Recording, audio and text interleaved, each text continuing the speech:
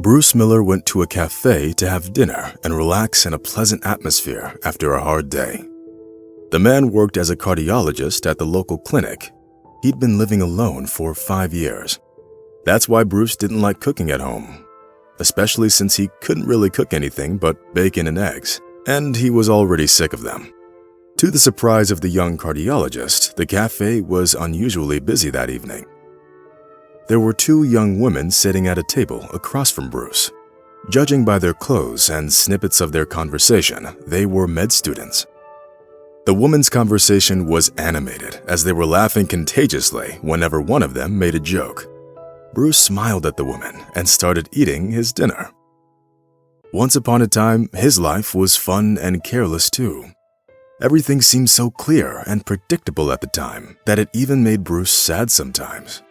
But everything changed one rainy September day when Bruce's wife lost control of her car on a slippery road and got into a terrible car accident. The young cardiologist was working a shift at the clinic at the time and didn't learn about what was happening until a bit later. Hiding his eyes guiltily, the paramedic reported that Amanda Miller had died on the spot from the injuries she sustained from the accident. This news shocked Bruce so much that he definitely didn't even finish his shift. The man didn't remember the funeral or the wake. He was in some kind of haze. Fortunately, time helped heal his wounds, and Bruce managed to adapt to his new life without his beloved wife. However, the young doctor couldn't seem to let another woman into his life, so he decided to just stay single. And now, Bruce didn't go to the cafe looking to meet someone or have fun. He simply wanted to get something to eat and drink some tea. Suddenly, one of the women sitting at the opposite table grabbed her throat and started squeezing. Her face turned purple and an expression of fear froze in her eyes. At the same moment, her friend turned pale and started shouting loudly, "Help! Someone help! She can't breathe!" But there was no one to help. The waitress couldn't understand what was happening and just stood there, staring at the drama unfolding right before her eyes. Bruce was the only one to realize that the unfortunate woman was most likely having an allergic reaction to one of the ingredients in her food, which must have caused her larynx to swell. Of course, the woman could have also been choking on a piece of food that got in her respiratory tract. Whatever it was, Bruce knew there was no time to waste. He ran up to the woman, blue from the lack of oxygen and excruciating spasms.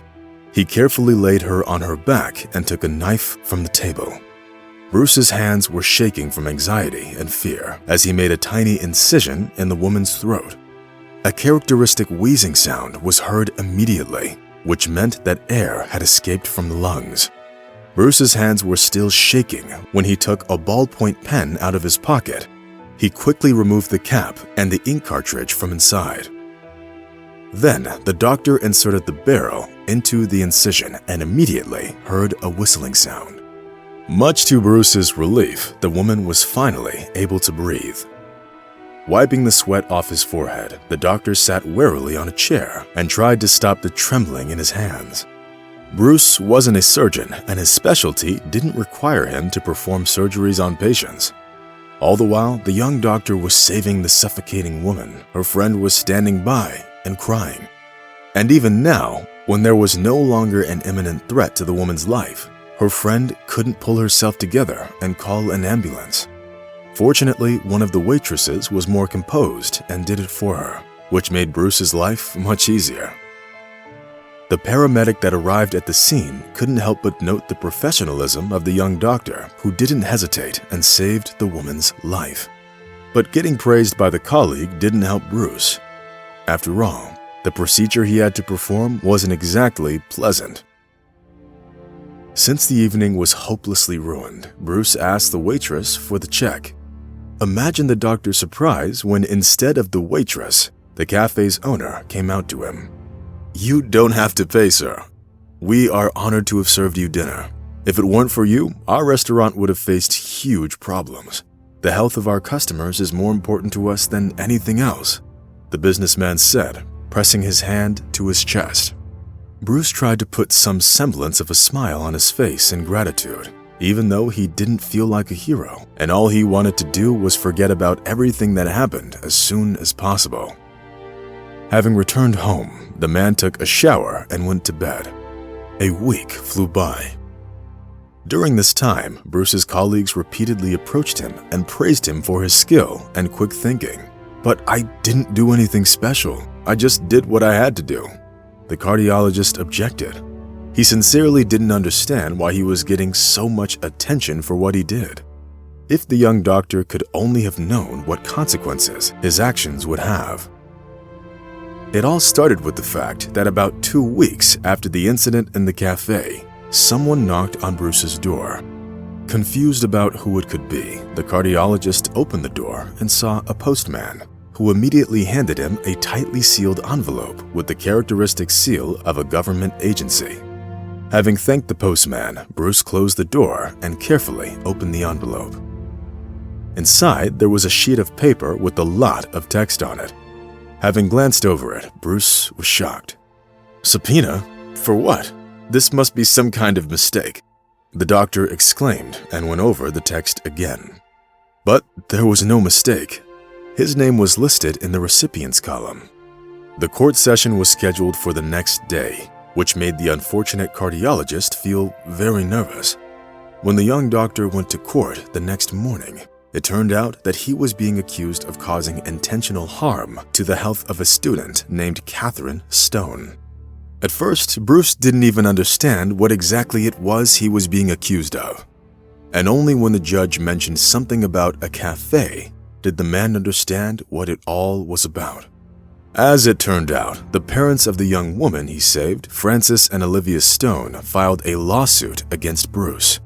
The woman accused the cardiologist of the fact that Catherine Stone would no longer be able to sing, which would put an end to her career as a soloist in a choir. "But I didn't even damage her vocal cords. I know anatomy well, ma'am. I'm a doctor. Your daughter will be able to continue singing, but it will take some time," Bruce objected. But there was no stopping Frances and Olivia Stone.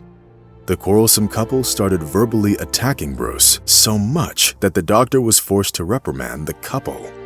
But Olivia accused the court of incompetence and being prejudiced against her and her daughter in response. Among other things, the couple insisted on getting compensation for moral damages to their daughter, which they determined to be in an amount with 6 zeros. The news of this shocked Bruce so much that he was even lost for words at first. "If I could have known how it all would have turned out, I wouldn't have done anything at all," the doctor whispered, lowering his eyes. Since the court found Olivia Stone's arguments unconvincing, the session was postponed to another day. Having breathed a sigh of relief, Bruce rushed to leave the courtroom, where he was treated like a criminal. All the man could think about on his way home was how vile and ungrateful people could be. "I saved their daughter's life, and that's how they thank me?" Bruce kept asking himself over and over again. Having returned home, the young doctor tried to analyze the situation and decide what to do next.